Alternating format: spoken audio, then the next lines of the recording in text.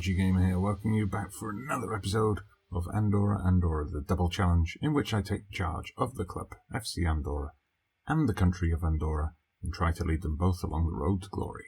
Well, you join me here in February 2025, just after the close of the January transfer window. We're past the halfway point in the season, and we're still just about keeping our heads above water in 17th. There have been ups, there have been downs, there have been highs, I suppose. There have been deep, deep lows. And today we take on one of the few teams actually lower than us, Getafe. So last club episode you would have seen we defeated Athletic Bilbao in that unlikely victory following a disappointing result at home to Eibar. Then we travelled to Barcelona. Well, I'm sure you've seen the score already, but can you imagine my joy when Perez, of all people, scored inside a minute, on about 40 seconds on the clock, I think. Perez got a goal.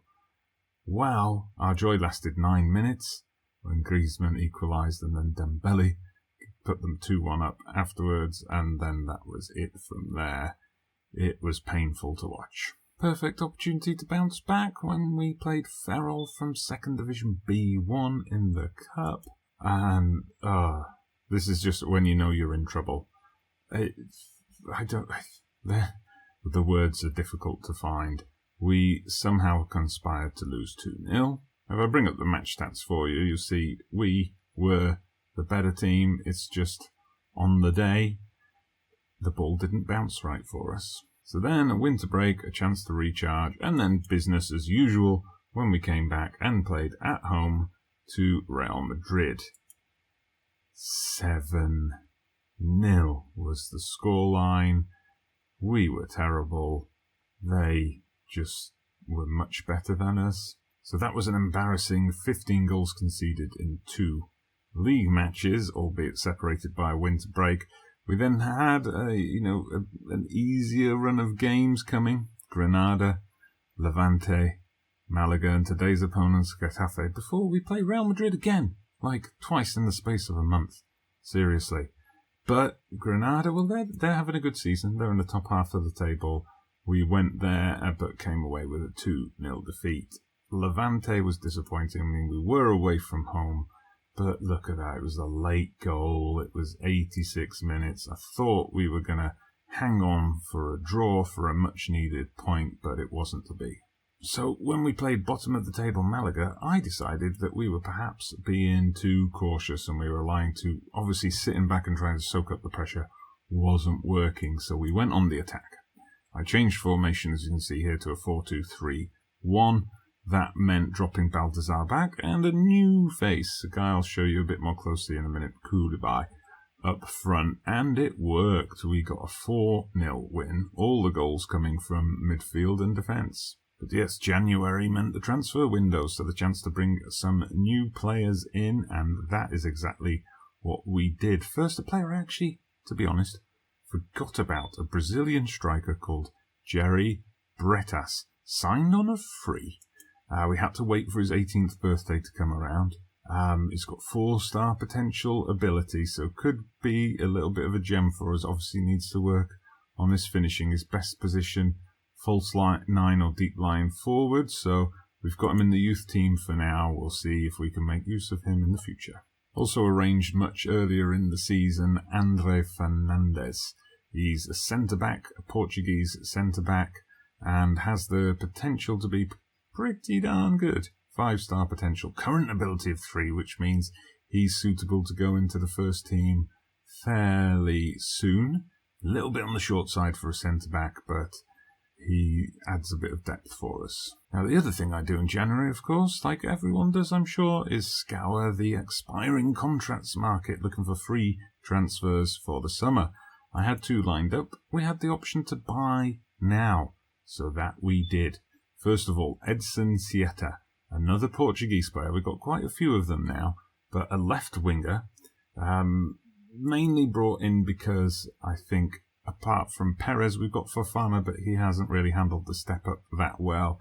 So this guy, 3 stars, so he's as good as anyone in the first team at the moment, with the potential to improve. And also he can play as an inverted winger on the right, which could be very useful for us. And then Koulibaly has come in as well, an Ivorian international, come in from a French team, Auxerre. Yes, it was Auxerre. So he's been playing in League 2, but banging in quite a few goals. His contract was up. Again, we signed him. They gave us the option to buy out his contract. Now we took it. I mean, look, finishing is decent with room to develop. Good first touch and dribbling. He's good off the ball. So, he's going to work out nicely. A couple of physical stats to develop and so on. Slightly lower determination than I would normally go for, but we've got time on our side. And finally, as I wasn't happy with most of my options at right back, we've brought in Yusu Artola from Real Sociedad on loan. Bianconi is our first choice right back, but he's been injured a couple of times, so here's a guy with good potential to develop. So this is the tactic we used to thrash Malaga. You'll see it's from the other series I've got running at the moment, the Cayman Islands. It's the attacking tactic we've been using with them, which has been getting results. It's a bit gung-ho, it's a bit leaky at the back, but we're leaky at the back anyway. We need to score goals to get points and to win matches. It worked the first time. Let's see if it will work again today. Right, so here we go then. Match day. A rare case of us being favourites. We've gone attacking. Is it going to be, is it going to backfire on us? We're about to find out. Hopefully not. Looks like Getafe are going to sit fairly deep. They've got the holding midfielder as well. That's how we would normally line up. Hopefully Cortina will be able to counter that. We'll tell them, of course, that we want them to pick up where they left off last time out. We've got faith in everyone else to deliver the goods. Let's deliver the goods. Okay then, and we're off. Huge game for both teams. A win for Getafe would pull them that bit closer to safety. A win for us would open up a nice little comfort gap before we go and play Real Madrid once again at the Bernabeu this time. First highlight is for us. The ball bounces kindly to Perez. Cortina Baltazar, 10th goal of the season in the 10th, or technically 11th minute. But nice one, nice move there. Good positive opening salvo from us. Good, well, a bit of luck there. Bit of luck, but good that Cortina kept alive, moved into the right position. Baltazar with the tap-in. It's been a fairly quiet half, no highlights yet, and Getafe have slowly started to creep back into it. We were dominating the opening exchanges, and here we are late in the half. Oh, but a mistake. Perez capitalises. He's running forward. He gets in the cross to no one in particular, but Portillo hammers it home. As we said in my live stream the other night, a foot like a traction engine on that one. His second goal of the season. He likes to score on camera, does Portillo. He scored, of course, the winner against Bilbao. I thought Perez had just missed the opportunity there, but the defender could not head away. Portillo, perfectly timed run, makes it 2-0. Well, this is an unusual position for us this season. I'd forgotten what it was like to feel in this kind of situation. We will, of course, say don't get complacent. These guys didn't react too much to it. We'll leave them for now. We won't say anything else. We don't want to risk any negative reactions. Let's just get out there. I don't feel the need to change anything at the moment. I mean, Getafe have had their chances, but they just haven't been able to convert them. All right, here we go. The ball comes out to Aitor. Let's see if he can actually do something productive for once. Oh, yes, he skips past the defenders beautifully. Great crossover to Perez, and a beautiful finish from Macias' first goal this season. He was actually scoring quite regularly last season, so good to see him get back on the score sheet. Look at that. Aitor just toys, makes his man almost fall over. Knocked down by Perez, almost playing a target man-esque role. Macias drives it in. Okay, as we're approaching the hour mark, the main thing we don't want to do is concede right here. That would give Getafe some hope of a comeback. What did I just say? Okay, I'm going to take off Cisse as he's on a yellow. So we'll bring on local hero Angel Hernandez. We'll also bring on Justiniano for Crush. He's been after a bit more game time. Hopefully he can prove why he deserves it tonight. Uh-oh. Free kick for Getafe. No. This is not good. Oh, they've discovered this tactic can be a bit leaky.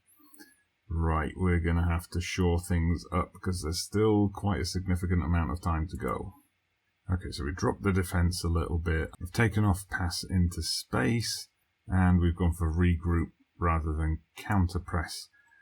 So hopefully that's going to shore things up a bit. Right, let's add on a bit more bite up front. Cortina's getting a bit tired, so we're going to swap him over for Baltazar, and we're going to bring on Koulibaly up front.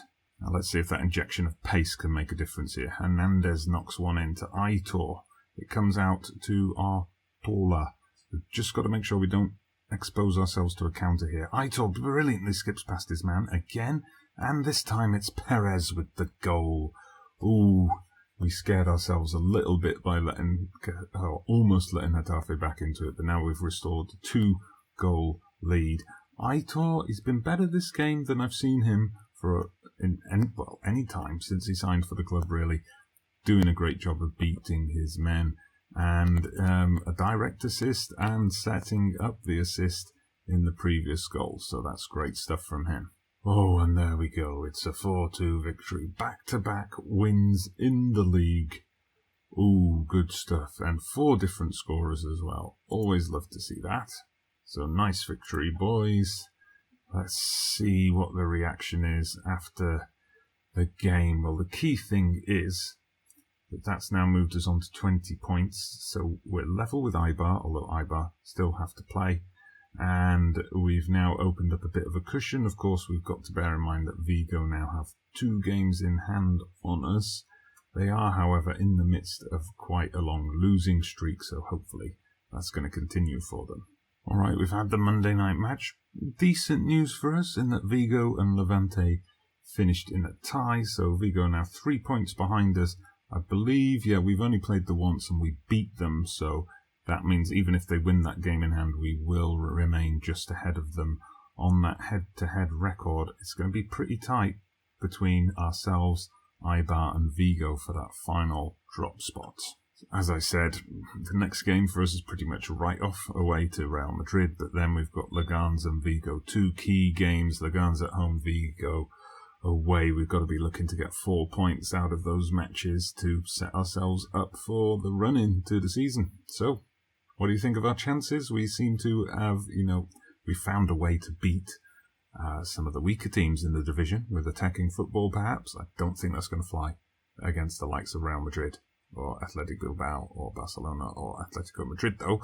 But what do you think of our chances now? Let me know down in the comments. But for now, thank you very much for watching. I'm Dodgy Gamer. I'll see you again soon.